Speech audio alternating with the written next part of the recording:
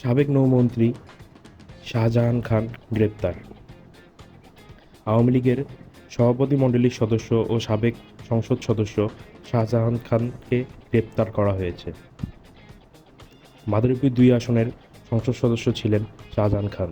তিনি প্রথমবার ১৯৮৬ সালে স্বতন্ত্র প্রার্থী হিসেবে মাদারীপুর ২ আসন থেকে জাতীয় সংসদ সদস্য নির্বাচিত হয়। একই আসন থেকে পরে তিনি বাংলাদেশ আওয়ামী লীগের মনোনয়নে ১৯৯১, ১৯৯৬, ২০০১, ২০০৮, ২০১৪, ২০১৮ ও ২০২৪ সালের নির্বাচনে সংসদ সদস্য নির্বাচিত হয়েছিলেন। শাহজাহান খান বাংলাদেশের শ্রমিক ফেডারেশনের কার্যকরী সভাপতি।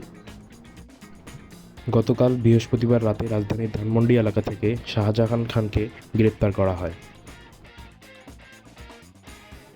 কুমিল্লার চৌদ্দগ্রামে মাইক্রোবাসের পেছনে বাসের ধাক্কায় নারী, শিশুসহ ৪ জন নিহত হয়েছে। এতে আহত হয়েছে আরও ৫ জন।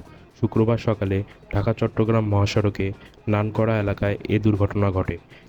নিহতরা হলেন ফেনী সদরের মোটবি ইউনিয়নের দক্ষিণ লক্ষ্মীপুর গ্রামের মোহাম্মদ মামুন ৫০ বছর বয়স, তার শাশুড়ি মাজেদা বেগম ৭০ বয়স, ছেলে মোহাম্মদ সায়মান ৫ মাস ও মাইক্রোবাসের চালক ফেনী সদরের মাস্টারপাড়া হাসান হাজিরের ছেলে আলাউদ্দিন হাজারী ২৭ বছর বয়স।